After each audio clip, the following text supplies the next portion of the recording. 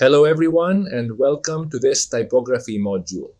In this first class, we will make a brief introduction, so we will begin by asking ourselves the question, what is typography? The first thing we need to know is that the word typography comes from Greek and is composed of two words, typos, which means imprint or mark, and graphia, which means writing. The word typos is closely related to the invention of the printing press by Johannes Gutenberg in 1440. This press was called the movable type printing press. These movable types, which we see in the image below, consisted of different lead cast elements forming each letter. These were loaded into the printing press and through an imprint or mark were transferred onto the chosen medium, typically paper in the case of the press. Thanks to the printing press, writing became mechanized. Until then, around the mid-15th century, in 1440, books had been manually written one by one. We will delve deeper into the history of manual writing in the next class. Typography, therefore, can be defined as the art and technique of handling and selecting typefaces to create printed works, where automation plays a key role. Through typography, we are, in a way, automating a particular form of writing. As we go deeper into this topic, we realize that typography is the result of the evolution of written communication processes. Currently, we can define three types of manual written communication: writing, calligraphy, and lettering. The first, writing, serves a purely communicative purpose. Its goal is to transmit information. The second, calligraphy, is mainly characterized by the fact that the tool we use dictates the formal outcome of our writing. Therefore, we must carefully choose the writing tool as we are seeking an aesthetic purpose, a specific formal result. In this example on the right, a flat nib is being used, which allows us to achieve the results seen in the image. In another photograph, the tool has changed. Now a copperplate nib is being used, producing a different result in our writing style. The third form of manual written communication is lettering.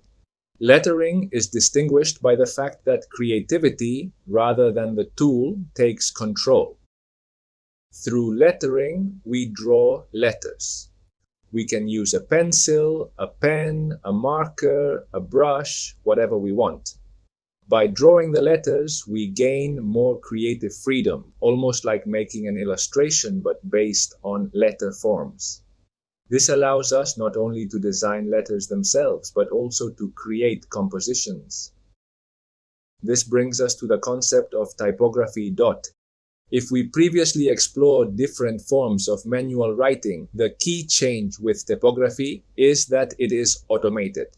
We do not create it manually.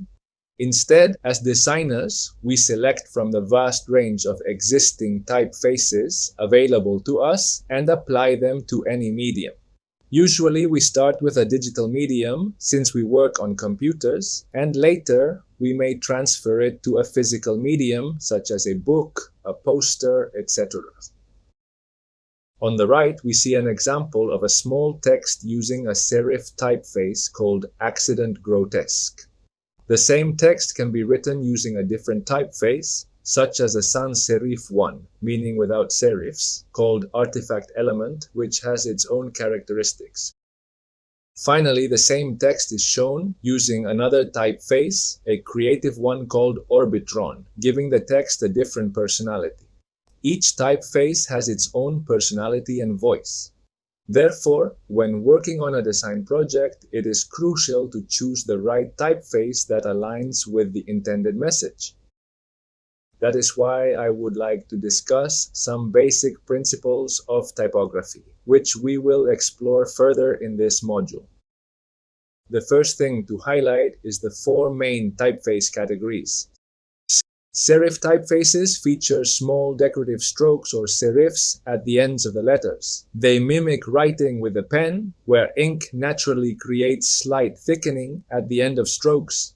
Serif fonts are seen as serious and traditional and are the most recommended for long texts and printed materials due to their high readability at small sizes. Examples include Times New Roman, Garamond, and Book Antiqua.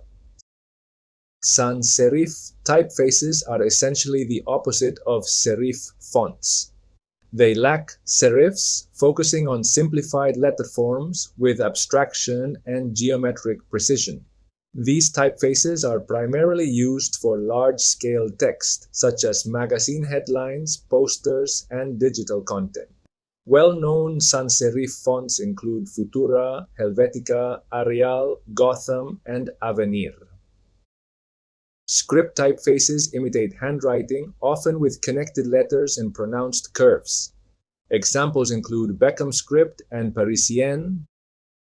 And the last major group is the so-called creative typefaces. They can also be called display or exhibition typefaces. Normally, these typefaces are highly ornamented and very creative. They are based on some theme we want to replicate. That theme could be something technological, floral, horror-related. Perhaps we want to create an alien typeface or one for a pirate movie. Then we give our typeface an ornamentation based on that theme. Therefore, aesthetics will prevail over readability, and obviously the personality of these typefaces will be much more striking and attention-grabbing.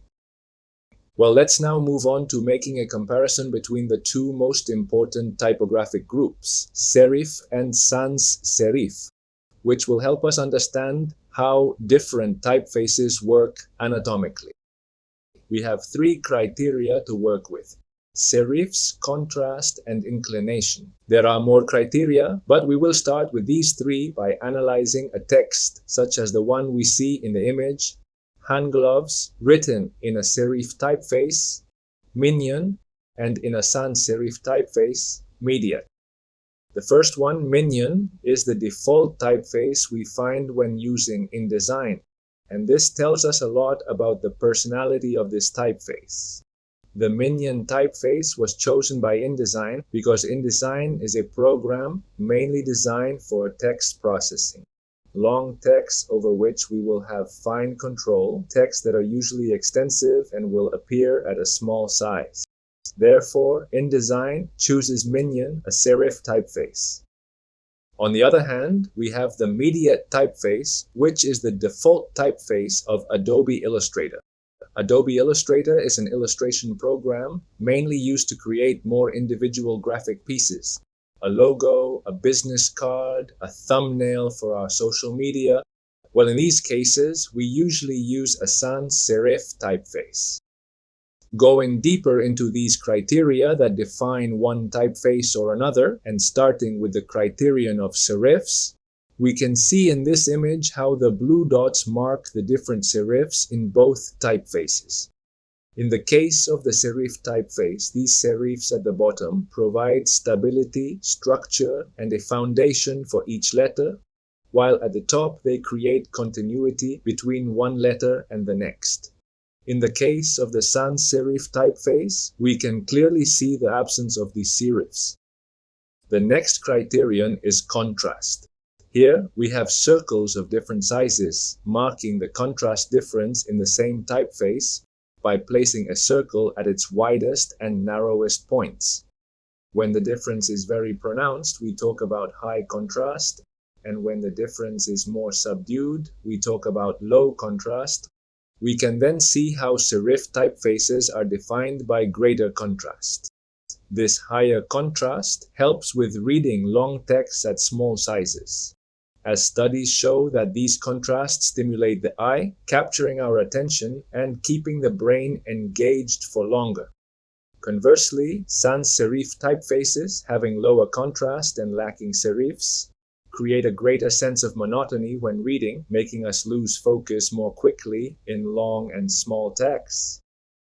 Finally, the third criterion, inclination, refers to the tilt in curved letters, such as O or G. In this case, in the example in the image, we can see how if we draw a line through the two narrowest points of the O, There is a slight inclination that usually ranges between 8 and 16 degrees in serif typefaces, whereas in sans serif typefaces, this does not occur. Psychologically, this inclination gives the typeface a slight humanistic quality, speaking to the imperfections that occur in manual writing. In this example, we see a screenshot of a magazine where we find a headline, a subtitle, and body text. The headline, as we can see, is designed with a sans serif typeface, while the body text, if we look at its anatomy, can already be identified as a serif typeface. This editorial application of typography could be called classical, and of course, as designers, we are not obligated to follow it. However, it is good to know so that if we decide to break the rules, we do so consciously. The next concept we will discuss is the concept of typeface versus type family. This topic can be misleading because we often refer to type families simply as typefaces. However, we must understand the difference between a type family and a typeface. That is, within a type family, we will find different typefaces. Typically, a type family is defined by different typefaces based on two variable axes, weight and inclination.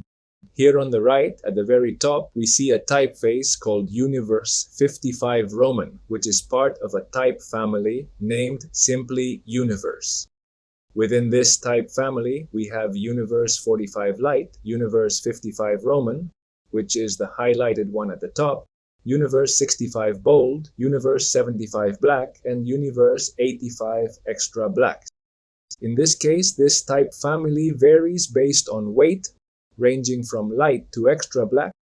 It is also common to find variations in inclination, with all these typefaces replicated in their italic versions. And from the type family concept, we move to the concept of a superfamily. Superfamilies are those that introduce an additional axis of variability. This new axis is often called proportion and relates to the width of each letter in the typeface. Not the stroke width, which would be weight, but the overall width of the letter itself. Here on the right, we have an example showing how Universe has a version called Universe 53 Extended, where we see, for example, a much more open U, or Universe 67 Bold Condensed, where the letter spacing is narrower while maintaining a high weight, or Universe 49 Light Ultra, where the width of the letters is noticeably reduced. Or finally, Universe 47 Light Condensed, where the weight is light and at the same time the width is significantly condensed. Finally, we can find what are called variable typefaces. This is a very modest concept where the different variables of a typeface, such as weight, inclination, or width, can be infinite. Here, browsing through the Dynamo Foundry, I found this typeface called Gravity, where, as you can see, we can adjust the width to make it super extended or super condensed, and we can also adjust the inclination. So while the possibilities aren't truly infinite, they are far greater than those of conventional typefaces. To conclude this presentation, let's talk about the differences between a calligrapher, a typographer, and what a foundry is. A calligrapher is someone who specializes in calligraphy. We previously discussed what calligraphy is. Manual writing influenced by the tool used, with a primarily aesthetic function. A professional dedicated to this activity is called a calligrapher. A typographer, on the other hand, is someone who, starting from calligraphy, which remember is handwritten, is capable of digitizing and vectorizing each letter and glyph to create a type family that can be used by anyone on any medium. As you can imagine, a calligrapher and a typographer are often the same person, though this is not always the case. Finally, a foundry is a company dedicated to selling typefaces. A foundry can hire renowned typographers or purchase typefaces to obtain the rights to sell them. Ultimately, as designers, we must rely on all these resources to use them in our projects, selecting the right typeface for the appropriate project, purchasing a specific typeface from a foundry when necessary, or even becoming calligraphers and/or typographers ourselves. Well, that concludes this introductory video on typography.